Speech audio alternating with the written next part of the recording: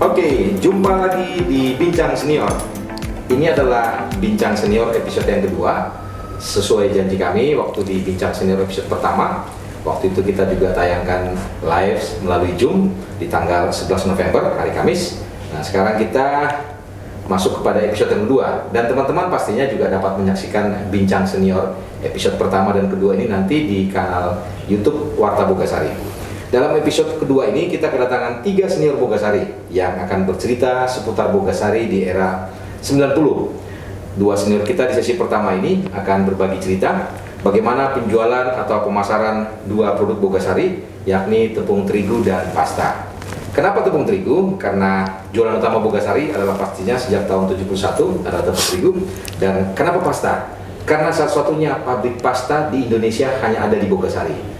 Selamat datang di Bincang Senior. Apa kabar Pak Edi? Kabar baik, alhamdulillah. Mas Edi? Baik, Mas Rudi. Masih terlihat gagah berdua, 2 senior kita ini. Masih kelihatan sispek ya. Oke, saya sapa Pak Edi duluan karena memang beliau paling senior nih, Pak Sandy. Umur beliau 64 tahun lebih ya, 64, Pak. Oke. Gimana kabarnya aktivitas nih Pak setelah pensiun dari sejak tahun 2012 ya? Gimana Pak?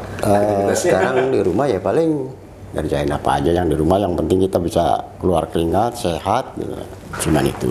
Masih punya hobi apa olahraga? Kalau olahraga sebelum booming sepeda sebetulnya saya udah sepedaan. Udah sepedaan. Nah, begitu booming saya justru berhenti dan saya lari. Oh, masih kuat lari? Bisa Ya, sampai berapa kilo? lumayan paling ya sekitaran 5 kiloan lah masih 5 kilo. masih sanggup lah. Iya. Rutin berapa kali seminggu? Paling seminggu 2 kali. Seminggu 2 kali ya. Kalau Pak Sandy masih di Bogasari nih walaupun sudah pensiun. Tahun lalu ya Pak Sandy ya? Tahun lalu. Tahun lalu tuh 55 dan officially ya saya pensiun. Sudah pensiun. Baik. Nah, kalau Pak Edi masuk di Bogasari tahun berapa ya Pak? Saya masuk tahun 81. 81 ya. Tepatnya bulan September ya, tanggal 2. Oke. Pernah mutasi di beberapa tempat? Pertama saya masuk itu ada di floor packing ya. Waktu di floor packing kan ya kerjanya begitu ya. Kita kena shift dari pagi ke malam, nanti ke sore. Itu masih zaman-zaman kita yang jualan terigunya Bulog ya? Masih Bulog waktu itu. Oh, nggak kena shift itu sampai lebih karena apa tuh Pak? Karena memang kebutuhannya tinggi saat itu tuh? Iya, kebutuhan tinggi. Iya. Kebutuhan emang tinggi waktu itu kan. Kalau saya lihat gudang waktu itu sampai kosong terus kan, nggak pernah. Ya. Laris manis gitu Pak? Laris manis waktu itu. Oke, dari floor packing terus? Dari floor packing tahun 95 kalau nggak salah ya saya. Itu saya dipindah ke gate office. Oke. Nah di gate office itu juga sama gitu. Jadi maksudnya kita kerja tuh gate office kan nggak boleh ditunda kan. Harus selesai pada waktu itu. Hari itu juga harus selesai. Ini mengingatkan kita di episode pertama yang lalu dengan generasi 70 ya sama. Itu tak kenal libur, bahkan hari libur besar keagamaan pun masuk gitu kan. Wow, dahsyat memang. Oh gitu ya. Benar-benar kerja keras kita gitu ya. Oke. Habis dari gate office terus Bapak ke? Dari gate office tahun 99. Oke. Itu saya masuk ke CR. Oh, 99 ke CR, customer relation ya. Customer relation, betul. Bahasa gampangnya di bagian penjualan, sales ke lapangan. Betul, sales lah. Oke. Ya pertama masuk saya ke Lampung ya. Oh, ke Lampung ya? Oh, langsung nyebrang pulau. Langsung nyebrang pulau. Oke, selain ke Lampung pernah lagi kemana Pak? Dari Lampung saya pindah ke Sukabumi. Sukabumi.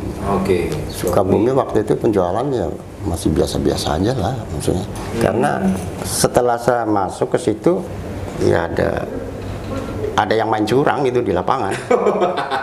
Curang gitu. Iya, jadi terigu kompetitor dimasukin ke karung. Ya Bogasari.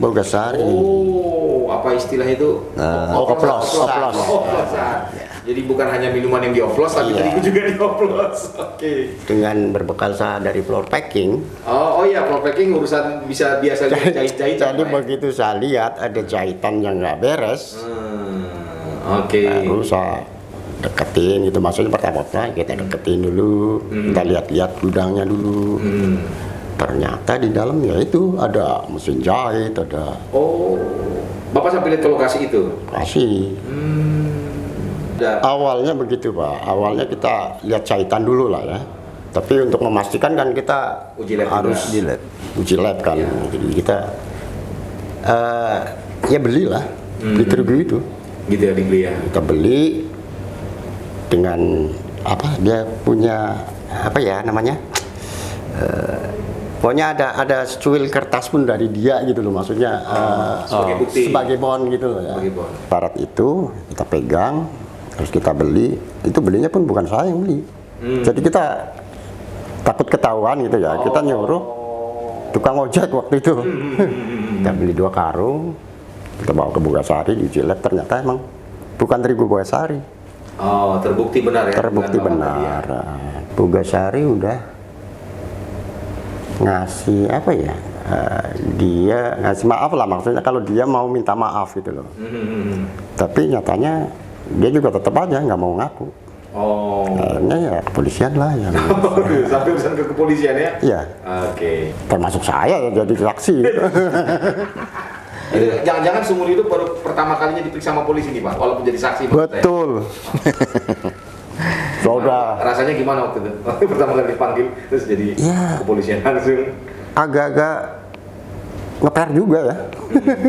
Istri nggak sampai kaget, wah gitu kan, kayaknya kalau udah urusan. Oh, saya belum tahu lah Oh, waktu nggak itu. tahu. Saya nggak tahu. Oke. Saya kasih tahu. Terus sampai di kepolisian ya. Ya kepolisian, ternyata akhirnya dia ditahan. Ya, ditahan. Orang tersebut sampai ditahan. Orang tersebut ditahan dan semua barang tuh diangkut semua. Dari yang asli sampai yang palsu diangkut. Sampai seberapa karung masih ingat Pak, atau banyak ratusan? Ada 2 truk kalau nggak salah. 2 truk. Wow. Iya. Itu pasti ratusan karung udah pasti ya. Ratusan ya. Satu truk kan kalau yang kecil aja 3,5, 350 itu. 350 karung, Ah, 350 teh, yang 25 kilo yang Iya. rusak ya. Betul. Oke, satu sak yang 25 kilo. Oh. Betul. Oke, Pak Sendi ini, Pak Sendi kalau masuk Bogasari tahun 90. Boleh cerita awalnya gimana persisnya Pak? Tahun 90? Waktu tahun 90 itu sebetulnya pabrik pastanya belum ada. Oh, baik, oh ya, ya. Jadi kita memang direkrut lagi saat itu sekitar 6 orang yang berangkat ke Italia. Boleh Pak sebut siapa ya Pak? 6 orang itu Pak. Itu 6 orang itu selain saya masih ada Pak Agustiono yang sekarang tetap sampai sekarang di Pasta, Pak Ibrahim yang sudah pensiun, Pak Kris salah satunya juga sudah tidak di Bogasari. Ada satu lagi Pak namanya Pucandi tapi sudah tidak di Bogasari juga, sudah sejak lama. Oke. Satu lagi itu Pak Junaidi Handoyo. Pak Juli Handoyo ya. Itu jadi 6 orang itu yang dikirim ke Italia. Itu belajar pasta. Jadi untuk melihat pabrik pasta yang ada di Italia. Oh, oke. Nah, jadi kita memang direkrut untuk pabrik pasta yang saat itu memang tidak ada di Indonesia. Jadi pertama yang dilakukan itu adalah training di Italia. Di Italia itu sekitar 3 bulan. Dan ada sedikit teori di Swiss sekitar 2 minggu. Nah, itu tahap awal yang dilakukan oleh teman-teman termasuk saya. Ada 6 orang yang ke Italia dan Swiss tadi. Nah setelah itu kita kembali ke Indonesia baru mempersiapkan tempatnya. Jadi tempatnya itu di sekarang saat ini di situ bekas flat godown, jadi bekas gudang itu direnovasi menjadi pabrik pasta. Mesin dari Italia juga Pak ya? Dari Italia. Oh, oke. Mesin Italia. Jadi walaupun buler, tapi kita membelinya lewat buler Italia. Oh, lewat bulan Italia, license Italia gitu ya. Ya, jadi sebetulnya mesinnya yang main partnya semua Swiss. Tetapi apa yang bisa dibuat di Italia, dibuat di Italia. Jadi kita membeli lewat buler Italia. Mesinnya, fungsinya semua sama. Hanya ada part yang dibuat di Italia. Hanya itu saja bedanya. Desember tanggal 19. Kalau nggak salah itu baru 2 mesin yang jalan. Tapi sudah mulai dilakukan soft opening. Jadi peresmiannya itu 19 Desember 91 ya. 91. Belum ada gambaran lah bagaimana pasta itu sebetulnya. Belum ada gambaran sama sekali. Dalam tanda kutip agak-agak nekat juga dong berarti Pak, kalau mau dibilang. Iya, Belum ada gambaran gitu. kan kebetulan teman-teman semua juga tidak punya latar belakang dari pekerjaan sebelumnya. Jadi kita masuk memang direkrut tadinya untuk produksi semua. Oke. Penjualan kan masih ditangani oleh tim yang sama dengan terigu sebetulnya. Bulog, ya? Ya, bukan Bulog, Oh, bukan Bulog, bukan. tapi tim yang menangani penjualannya terigu tadinya. Oke. Jadi tahun 91 sama-sama buta lah kasarnya ya, sama-sama buta, cari-cari pasar sampai saat itu kita mau nggak mau harus ekspor karena kapasitas besar. Karena kapasitas besar. Kenapa besar? Sebetulnya pertama nggak ada di Indonesia pabrik lain. Kedua juga di ASEAN ini yang punya tuh hanya Filipina. Oh. Jadi Singapura, Malaysia, Thailand sampai Vietnam semua nggak punya. Yang punya tuh hanya Filipina. Itu pun nggak. Ya mungkin saat itu size-nya nggak jauh-jauh beda lah mungkin ya. Yang kita tadinya nggak tahu, mungkin sekarang lebih tahu. Kenapa sih bisa ada pabrik pasta itu? Ya, ya. Itu kelihatannya ada komitmen bahwa pabrik pasta dibangun untuk penjualan ke Rusia saat itu. Ke Rusia. Ke Rusia. Targetnya bukan pasar Indonesia berarti? Bukan. Oh. Memang pasar Rusia tadinya. Memang lewat trader di Italia tadinya. Di Rusia sendiri tidak ada pabrik pasta memang Pak maksudnya? Ada, tapi belum cukup. Oh, Belum itu cukup. besar kebutuhannya. Ya. Jadi saat kita beli itu bersamaan di Rusia itu memasang 16 mesin pada saat bersamaan. Jadi Buller menjual 16 mesin pada saat itu, dan kita memasang 3 mesin di sini. Jadi memang pasar Rusia itu tadinya besar dan memang besar. Kita mulailah dapat ekspor Jepang. Mulai itu ekspor perdana kita ke Jepang pasta. Jepang, ya Jepang. Kita ekspor ke Jepang. Setelah itu kita bisa ekspor juga ke Uni Arab Emirat. Itu lewat trader ya. Ada juga yang masuk juga ke Rusia. Akhirnya masuk juga ke Rusia. Tapi kuantiti saat itu ya buat kita besar lah ya, buat kita besar. Dan saat itu juga masuk Australia. Tapi itu cerita 90 sampai 98. Setelah 98 itu kondisi berubah. Setelah krisis ekonomi, semua bukan hanya Indonesia yang mengalami itu, sampai termasuk Rusia mengalami itu. Ada devaluasi mata uang. Jadi kita tidak kompetitif lagi saat itu. Untuk sebagian negara. Untuk negara-negara tujuan ekspor kita. Ya, tertentu. Kita masih bisa bertahan mungkin ke Jepang. Ya. Dan kita mulai merangkak lagi dari tahun 99 dengan penambahan ekspor maupun domestik. Ya, sampai sekarang. Sampai sekarang ya. Berarti kan tadi waktu pertama kali memang tujuannya bukan untuk kebutuhan pasar Indonesia Pak ya, lebih ke Rusia ya. Iya, desain awalnya itu kalau non Indonesia udah pasti tidak visible. Tidak visible juga karena memang orang Indonesia belum familiar dengan yang namanya spaghetti pasta. Misalnya produknya salah satu spaghetti ya, atau produk pasta belum familiar atau? Iya, jadi pertama emang belum familiar. Kedua, yang makan pasta saat itu pun sebetulnya pertama golongan yang menengah ke atas. Kedua mungkin yang cara berpikirnya lebih western ya. Atau memang orang yang dari luar negeri sudah pulang ke sini ya. Jadi masih sangat kecil pasarnya sebetulnya. Awal-awal tuh bisa jadi ekspor tuh 70-80% ekspor. Walaupun volumenya nggak begitu besar seperti saat ini. 70-80% komposisinya untuk ekspor ya. Ya, jadi yang bertahan 30 tahun nih Pak. 30 tahun ya kita ya. Iya, sampai saat ini kita bertahan 30 tahun dengan kondisi yang sudah lebih baik. Ya. Artinya pasar domestiknya sudah jauh lebih besar. Kalau misalnya mulai masuk pasar domestik itu mulai pelan-pelan, mulai dikenal, mulai terbiasa lidah orang Indonesia di tahun berapa Pak? Masih 2000 atau 2000? Belum. Itu lebih di atas 2010-2012 lah ya. Baru mulai terbiasa lidah. Biasa. Jadi sebetulnya kita baru dapat sedikit lonjakan tuh setelah tahun 2014. Dan kebetulan juga hasil edukasi yang selama ini dilakukan. Oh, oke. Ya, itu kan berjenjang lah ya. Mulai edukasi itu 2000-an udah edukasi. Udah edukasi ya ke masyarakat dari Indonesia ya. dari anaknya TK sampai anaknya SD sampai anak SMP ya. Jadi lebih familiar pada tahun-tahun setelah 2010-2012 sebetulnya. Tapi di sisi lain sebetulnya kalau kita lihat pasar domestik itu sangat spesifik. Maksudnya? Karena dari segi konsumsi kalau kita lihat, kita lebih melihat makaroni itu lebih dikenal dibandingkan dengan spaghetti. Makaroni, lebih dikenal daripada spaghetti. Sebetulnya kan sup itu sudah lama dikenal sebelum orang mengenal spaghetti itu sendiri sebetulnya. Sup. Ya, jadi cuma aplikasinya lebih banyak ke sup. Lebih banyak ke sup ya. Ya, jadi kalau kita bicara sup sekali lagi konsumsinya kecil. Ya, jadi dalam perjalanan itu banyak hal-hal yang sebetulnya yang bisa jadi juga kebetulan, juga bisa jadi juga memang mungkin jalannya harus begitu. Ya, yang kita lihat hari ini tentunya.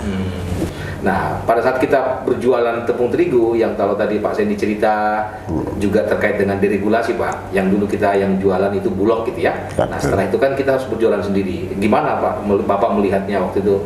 Awalnya kita tinggal duduk manis, sudah ada yang jual, nah habis itu kita harus jualin sendiri nih, kira-kira begitu Pak. Betul ya. Kita di lapangan juga harus ya cukup keras lah.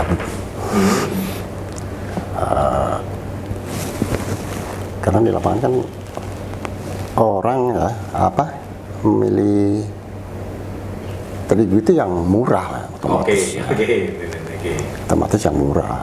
Tapi kita juga bisa memberitahu ke mereka ya bahwa terigu Bogasari itu lebih bagus dari terigu mereka gitu loh. Pak Edi kan pernah di Lampung, pernah di mana lagi Pak? Lampung, Sukabumi, terus Garut, Tasik, wilayah Jawa Barat situ ya. Purwokerto, Pantura, Kerawang juga masuk. Nah, Bapak punya pengalaman di lapangan tadi, melihatnya gimana perbedaan antara pasar-pasar seperti itu? Kalau Sukabumi begini modelnya, kalau di Tasik atau di Karawang, atau bahkan tadi ketika lihat Lampung yang juga Bapak sempat di Lampung. Yang sulit itu sebenarnya waktu itu di daerah Tasik ya. Daerah Tasik. Kenapa? Ya, ngelihat dari distributornya di sana kan kurang bagus.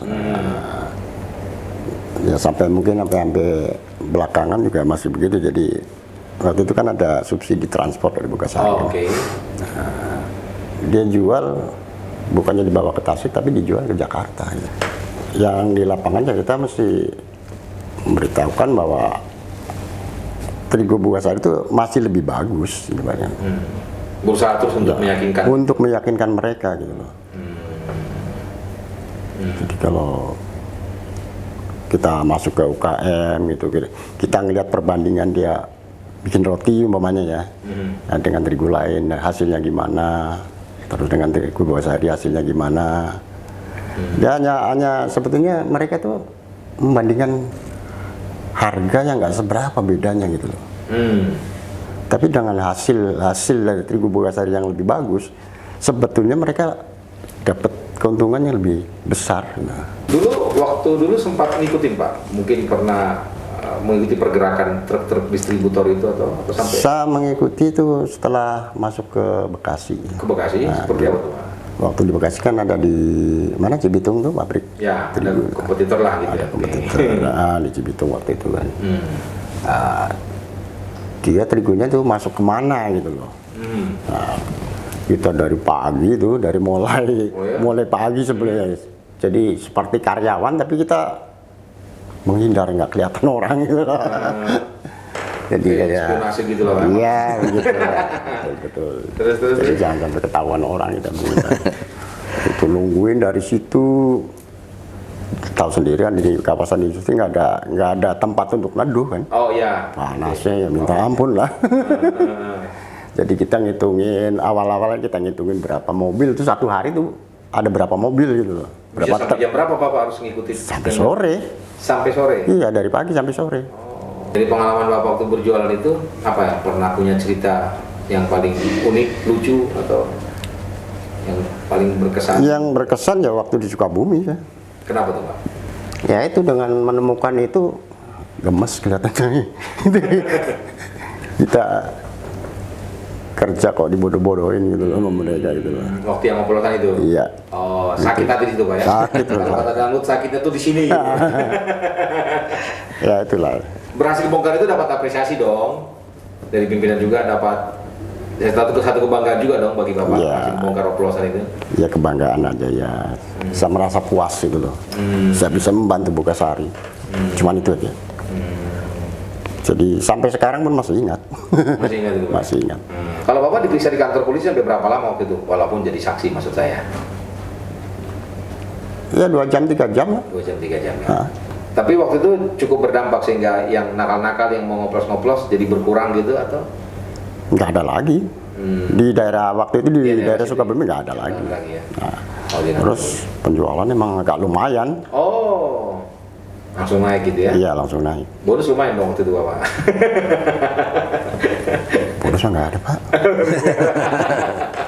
Pak Sindi, kalau kita tadi kembali ke pasta tadi Pak, pada saat berupaya untuk memfamiliarkan ya, membiasakan masyarakat Indonesia Pak dengan produk-produk pasta itu bentuknya, strateginya dan yang cukup berat pas menjelaskan kepada konsumen itu Pak di domestik tadi gimana Pak kita? Jadi sebetulnya karena kapasitas yang besar tadi, Ya. kita melihat peluangnya ada di mana, pilihannya ada di mana. Artinya bagaimana supaya utilisasi mesin itu menjadi maksimal. Oke. Jadi pada saat kita tidak bisa mendapatkan domestik, pilihan kita diekspor. Nah, jadi kalaupun domestik karena prioritas, artinya untuk mendapatkan benefit yang lebih baik untuk perusahaan, tentu kita melakukan edukasi. Edukasi itu pernah kita lakukan sampai di anak TK misalnya, untuk mereka makan, misalnya untuk mereka coba misalnya sup ya. Dan di sekolah itu sekolah SD, SMP, SMA itu dulunya kita lakukan misalnya dengan demo ya, demo. Ya. Demo juga kita lakukan di supermarket ya, untuk juga di ibu-ibu arisan misalnya. Oke. Ya. Itu yang paling mudah sebetulnya. Yang paling mudah dari mulut ke mulut lah gampangnya ya.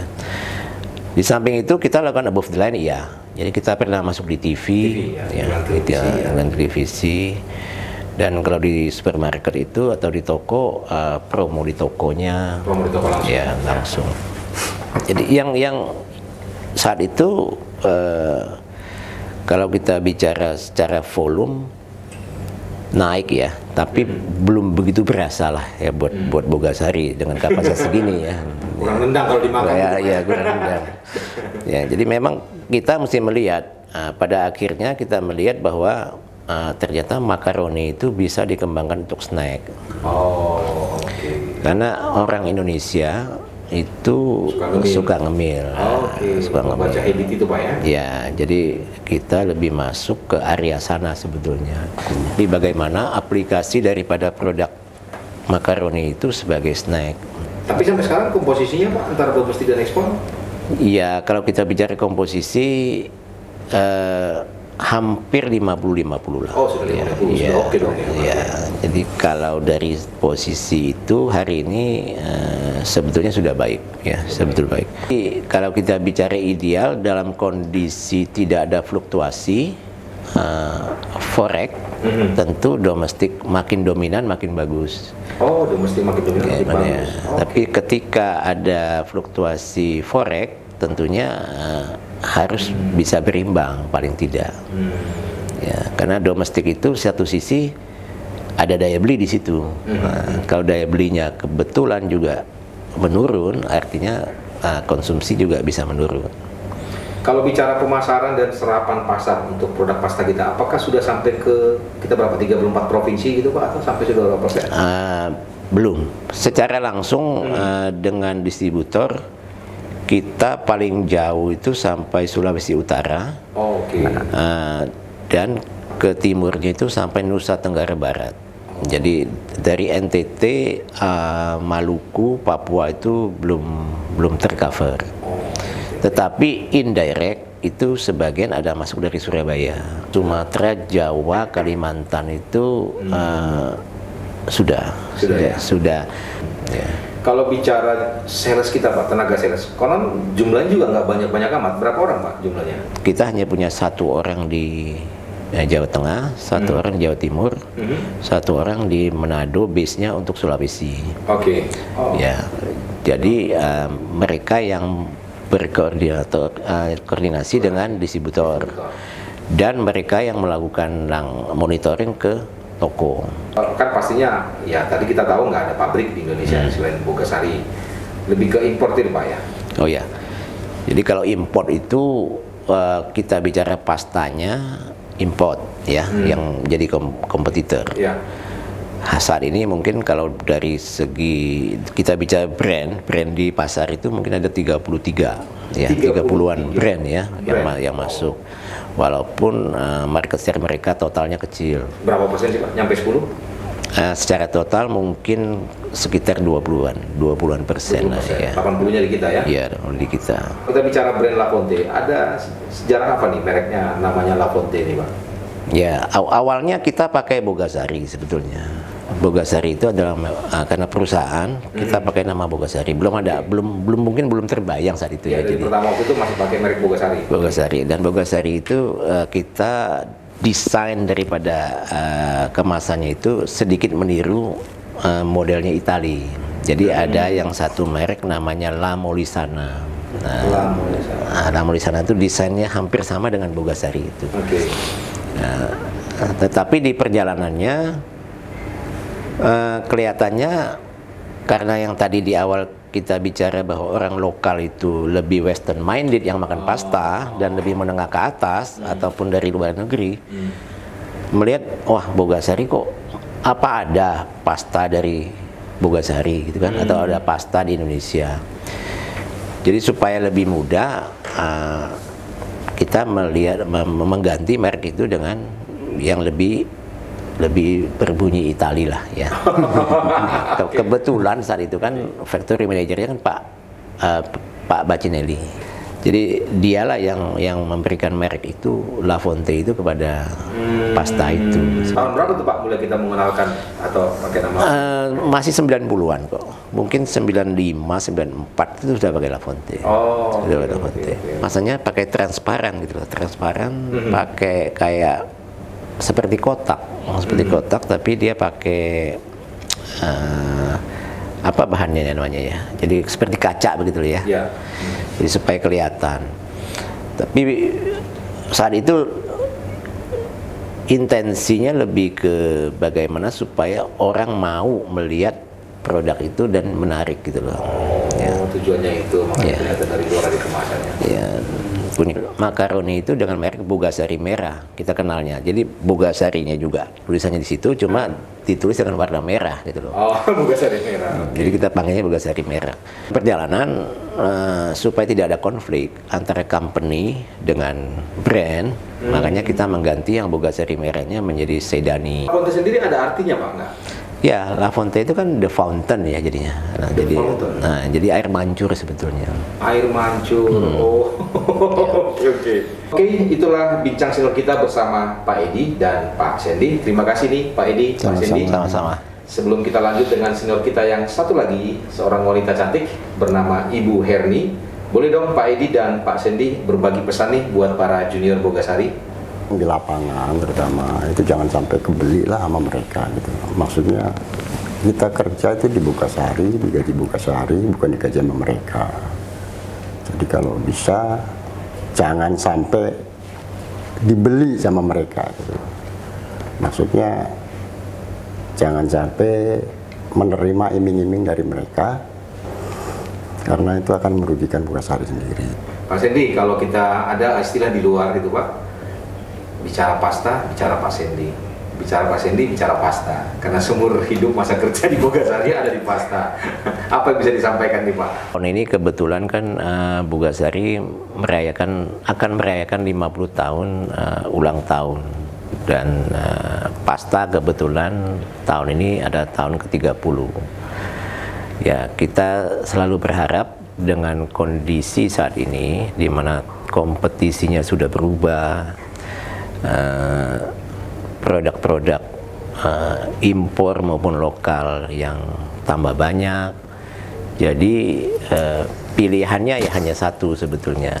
Bagaimana kita selalu dapat menyediakan produk yang berkualitas lah ya, dengan tentunya didukung oleh sumber daya yang juga mempunyai cara berpikir yang sama untuk menunjang kemampuan kita untuk berkompetisi. Jadi semoga kita juga ke depan itu menjadi lebih bersinergi sesuai dengan tagnya ya, dan juga lebih solid baik di pasta maupun di terigu untuk masa depan yang lebih baik tentunya. Terima kasih Pak Sendi, Pak Edi. Sama-sama. Terima kasih atas perbincangan kita hari ini. Kita akan lanjut dengan senior kita yang satu lagi, Ibu Herni. Apa kabar Bu Herni? Baik. Sehat Luar ini ya? biasa. Ya, sehat Pak. Beliau pensiun tahun ini, tapi masih kelihatan hampir sama dengan saya berjumpa 18 tahun yang lalu. Oh ya, terima kasih, terima Bu kasih. Herni tadi adalah perempuan pertama dalam tanda kutip nih, yang nekat masuk kerja di Bogasari. Yang mana Bogasari ada di Tanjung Priuk. Tanjung Priuk di tahun-tahun itu orang tahu kan? Ya, Gimana ceritanya sih Bu, Ibu sampai bisa masuk ke Bogasari sebenarnya? ya, ya Pak. Jadi saya tahun 1990 bulan Oktober melamar ke Bogasari. Waktu itu ada informasi dari kantor pusat, kebetulan ada kenalan di sana memberitahu bahwa Bogasari Tanjung Priuk akan buka plant pasta Pak. Oh. Waktu itu. Lalu saya melamar dan waktu itu saya hanya melamar sebagai karyawan, tidak menyampaikan di bagian apa? Ya. Oh, oke. Ternyata waktu itu saya diinterview oleh pimpinan pabrik semasa itu Pak Palmiro Bajinelli, dan diberitahu saya pegang laboratorium di Bogasari. Dan waktu itu sebetulnya perencanaannya adalah untuk pasta. Untuk pasta. Ya, karena sebelum saya kepala laboratorium sudah ada, sekarang sudah almarhum ya Pak Sabidi. Ya. Oke. Sebetulnya saya masuk tahun 1990 itu sebagai analis. Oke. Mungkin sekarang job class 2 ya, foreman gitu. Sampai hari ini sebetulnya saya masih tanggung jawab dengan laboratorium, tapi sekarang kita beri namanya adalah product quality control. Produk quality Ya. control.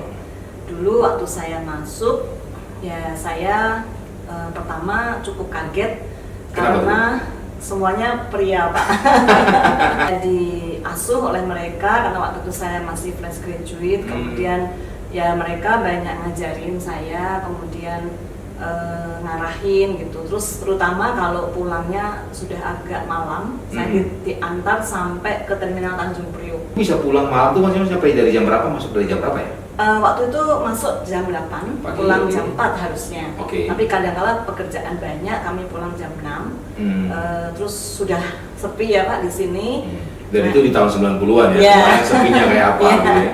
Naik angkot 01, 06 ke terminal Tanjung Priuk. Yang warna merah yang sekarang ini? Betul, Oh, betul. oke, KWK. KWK. Oke, ya. Oh sudah ada, oke. Sudah.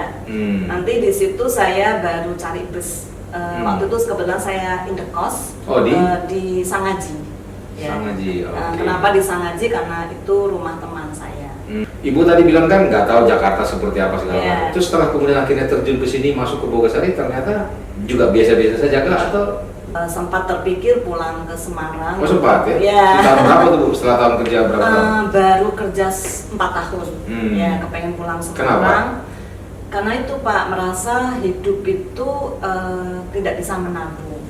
karena gajinya ngepas untuk indekos. Oh. Mungkin karena saya cari kosnya di Ini kota. bukan curhat ya Bu, bukan curhat. Iya.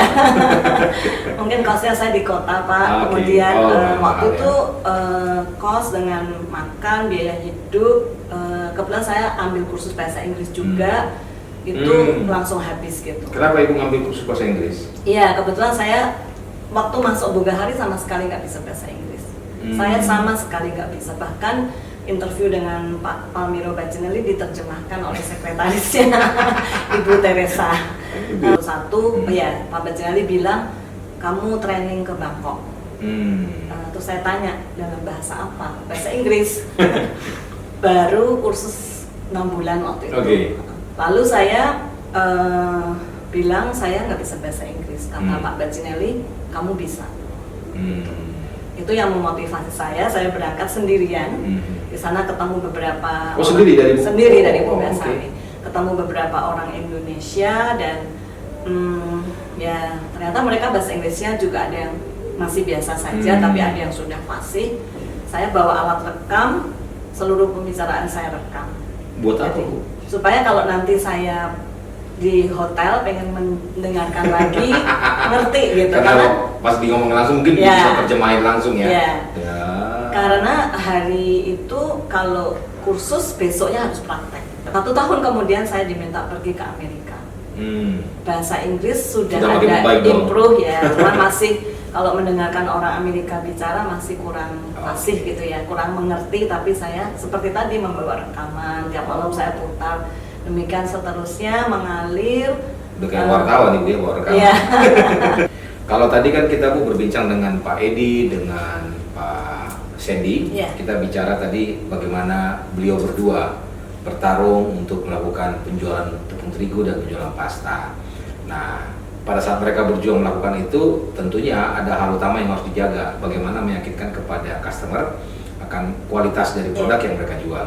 Nah, Ibu kan ini tadi kalau mau istilah candanya adalah perempuan penjaga laboratorium atau yang pegang quality controlnya Bu Kasari, terigu sama pasta Bu ya. Betul. Nah, ini Iya. kemudian kita mengundang Ibu juga dalam bincang senior ini bareng dengan kedua senior tadi itu. Gimana Bu Ibu melihat soal kita untuk menjaga kualitas tadi itu Bu, pengalaman yang bisa Ibu share? Waktu awal pasta berdiri itu kan langsung ekspor ya kelihatannya. Ya. Jadi persyaratannya banyak. Karena targetnya memang untuk usia. Ya gitu. betul. Oke. Terus termasuk ketat kita melakukan pengujian. Ya kita learning by doing sih Pak sebetulnya. Jadi belajar, kemudian banyak dikomplain awal-awalnya.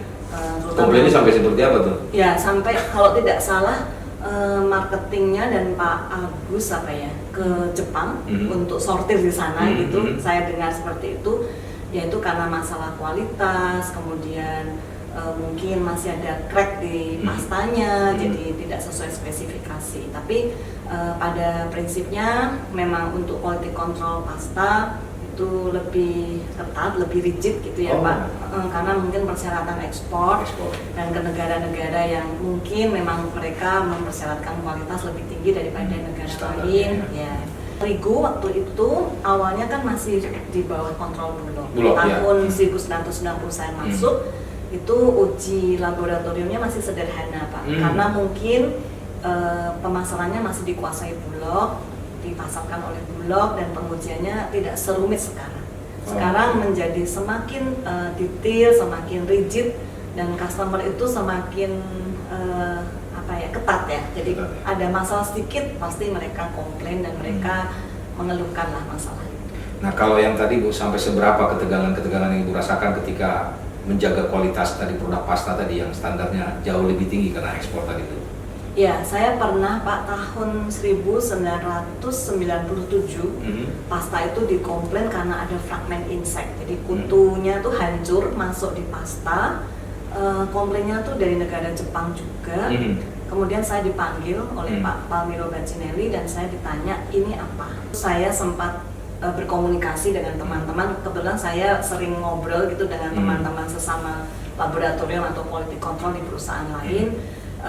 Saya tanya, kata mereka coba dilihat di bawah mikroskop. Bener, ada kepalanya kutu, sumutnya kutu, kakinya kutu, Kelihatan ya, Bu? terlihat karena mikroskop yang kami pakai tuh mikroskop yang bisa dibesarkan gitu Pak. Kita sebut mikroskop elektron. Sejak itu menjadi aware kalau ada bintik hitam ini harus dilihat apakah itu foreign matter, debu ataukah kutu. Dan saya kaget Pak, waktu itu saya dipanggil dikasih SK menjadi manajer. Wih. Saya Jadi sampai bingung. gara-gara kutu ibu jadi manajer. Kelihatannya. Saya sampai bingung. Gara-gara kutu jadi manajer. Iya, saya bilang ini Saya kira jadi dikasih SP Bu, karena Iya. produk berkutu. Oke. ini apa Pak? Ya saya promosikan kamu katanya. Karena kamu sudah bekerja baik. Ini kita Tahun berapa itu? 1997. Oh, setelah 7 tahun ibu Iya, bergabung, iya. yang awalnya foreman, Section head dulu sempat setelah ya pertama kan foreman, Iya. itu section head, baru manajer. waktu itu belum ada asmen atau Belum, salpet, belum, ya. langsung manajer. Iya, Oke. iya. Waktu itu saya kaget, terus saya bilang ini buat saya Pak, iya buat kamu gitu. Tolong kamu bantu kita kerja lebih baik, koordinir teman-teman, anak buah seperti itu. Itu tanpa uji, tanpa tes gitu. Itu gimana Bu kalau dengan tantangan untuk yang quality control kita untuk yang tepung terigu? Iya, tepung terigu waktu itu yang di bawah Bulog masih 3 merek, analisa ujinya juga masih sederhana Pak. Kita tidak sulit gitu ya pengujiannya, tapi terus dalam perkembangan waktu tuntutan mereka sampai ke aplikasi end product karena sudah diregulasi sehingga customer tuh bisa langsung seperti, oh saya mau tepung terigu yang untuk roti lebih empuk. Oke. Waktu itu bread talk ya Pak, pertama Bread. kali itu ya saya dipercaya juga untuk pegang formulanya bersama tim saya. Walaupun saya quality control, terus tapi saya diberi tugas yang namanya product development. Jadi saya sempat di product development quality control dan ada beberapa produk pengembangan setelah diregulasi itu. Dan kita pasarkannya ke market industri langsung, tidak hanya wet market. Dan di pasar industri itu kita bertemu dengan para R&D mereka, para quality assurance mereka, para quality control mereka itu termasuk yang menjadi tantangan juga karena mereka bercerita nih saya punya produk seperti ini, terigunya apa gitu. Nah itu tantangannya ketika harus memenuhi persyaratan customer dan semakin kemari itu semakin rigid lagi. Bahkan, Kenapa? ya Pak, jadi seperti customer yang multinational company ataupun customer industri yang memang mereka menjaga kualitas, sekalipun packaging, kalau menjahitnya miring pun mereka sekarang komplain. Menjahitnya? Ya, Kenapa? Bu? miring. Menurut mereka kalau menjahit miring potensi sobek. Sobek. Karena takutnya kalau miring itu mengenai ujung kemasan seperti itu. Dan kalau sobek nanti kontaminasi dari luar. Wow, Iya, sampai segitunya dan mereka retur Pak kalau seperti itu. Kalau bicara quality control, tidak hanya produknya, Iya, tapi betul. juga Ibu sampai kemasannya juga termasuk menjadi tanggung jawab juga. Iya, betul Pak. Jadi kami, saya dan tim termasuk bahan baku, even benang. Jadi benang yang dipakai untuk menjahit, labelnya, kemudian karungnya, kemasannya, menjadi perhatian kita semua. Sampai penulisan kode produksi seperti itu. Menjadi tanggung jawab juga. Iya, menjadi tanggung jawab dari fungsi product quality control yang sekarang ada di lab center itu. Oh, Ya. oke. Dan quality control itu betapa sangat penting, Ya. vital, dan itu menentukan juga ya Ya. persaingan, penjualan kita. Betul. Bu Herni, pendidikan sih hanya S1 ya? Iya, saya hanya S1, tidak pernah kuliah lagi. Tapi trainingnya yang banyak. Saya training Tapi banyak. Simpan berapa sertifikat training nih? Kalau Pak Ardo kemarin senior kita yang tahun 70, dia pegang ada 17 katanya. Oh iya. Kalau saya mungkin sekitar 30 ada. 30 ada ya? Karena Kebanyakan luar atau dalam negeri nih? dalam negeri juga banyak. Karena dalam perkembangan saya juga bertanggung jawab di quality assurance. Kemudian ada manajemen representatif juga. Oke. Kemudian ada pest control Pak yang terakhir dan research development juga. Itu saya juga mengikuti pelatihan-pelatihan dalam negeri. Sekarang apalagi banyak webinar, saya banyak ikut juga. Kalau dari pengalaman Ibu selama 31 tahun ya bergumul dengan urusan quality control, apa nih yang paling dari tadi mungkin sudah banyak yang berkesan juga, yang paling berkesan atau ada yang unik, lucu yang Ibu paling ingat? Mungkin hal unik yang pertama kali Bang Rudi mungkin sempat lihat Saya pegang nampan ya Pak. Oh iya iya iya. Waktu ada peresmian pabrik pasta. Jadi kalau teman-teman nanti ada yang lihat di foto peresmian pasta, ada sosok seorang wanita di situ yang pegang nampan, nah orangnya ini nih, bintang tamunya. Iya. Oke. Saya waktu Gimana ceritanya Bu disuruh pegang nampan Iya. gitu ya? Waktu itu saya dipanggil. Apa karena nggak ada hobi atau apa sampai Iya. disuruh pegang? Padahal ada waktu itu beberapa office girl cewek ya. Saya dipanggil oleh sekretarisnya Pak Bacinelli. Ya, dipanggil, Herni kamu nanti pilih kebaya. Oke. Terus kamu tanggal sekian gitu. Saya lupa tanggalnya, tapi tahun 1991 kamu bawa nampan untuk taruh gunting. Buat saya. Saya bilang di mana Mbak? Di Plant Pasta. Tapi buat saya tuh pengalaman baik ya, karena saya di situ bertemu juga dengan Om Lim, walaupun Om Lim tidak kenal saya, bertemu dengan beberapa para pendiri lah, para pendiri, dan ada juga beberapa tamu dari kedutaan Itali Pak, dan waktu itu kelihatannya tim Pak Sandy yang lebih banyak berperan di sana. Ada pengalaman lain Bu yang bisa di-share sebelum kita nanti? Ya. Dulu tuh saya ingat betul waktu di bawah kepemimpinan-pimpinan yang dahulu, kita membaca koran di laboratorium tuh nggak berani. Oh, oke. Jadi koran dibagi tapi harus dibawa pulang. Karena pernah ada kasus, ya itu menarik juga, kami dihukum karena jam 4 kurang 10 Pak Bacinelli membawa tamu masuk ke dalam lab, kita lagi asik membaca koran karena kita pikir itu sudah selesai kerja ya. Terus Pak Bacinelli masuk, nggak lama keluar, langsung kami dipanggil. Dan saya sempat diberitahu tidak boleh membaca koran di jam kerja. Di jam kerja. Jadi sedemikian disiplinnya ya Pak dahulu. Nah itu juga membentuk saya, menempa saya untuk disiplin juga dari pengajaran generasi yang dahulu. Oke, menarik tadi berbincang dengan Ibu. Boleh Bu disampaikan apa pesan-pesan buat kita para junior Bogasari dan juga untuk ucapan ulang tahun 50 tahun Bogasari? Saya pesan kepada generasi baru, generasi muda untuk tidak pantang menyerah, terus berusaha. Kita harus memiliki semangat berjuang dan tentunya harus memiliki konsistensi juga, terutama di dalam meraih mimpi dan mewujudkan harapan serta cita-cita.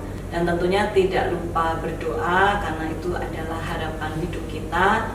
Dan kita terus mengembangkan diri kita untuk terus berkembang, untuk mewujudkan semua harapan dan cita-cita kita. Oke, demikianlah bincang senior kita kali ini dengan tadi dua senior pertama, ada Pak Edi, ada Pak Sandy, dan yang ketiga ada ibu kita yang cantik, Ibu Herni. Dan saya juga baru sadar di bagian akhir semuanya berakhiran dengan huruf I, sama dengan kita, Bogasari. Nah, kira-kira ini sebuah pertanda baik buat kita selalu dalam keadaan sehat. Terima kasih Ibu Herni. Dan tadi juga sudah kita berbincang dengan Pak Edi dan Pak Sandy. Terima kasih, salam sehat buat Ibu dan keluarga semuanya. Sehat selalu, tetap sehat, tetap semangat ya. Oke.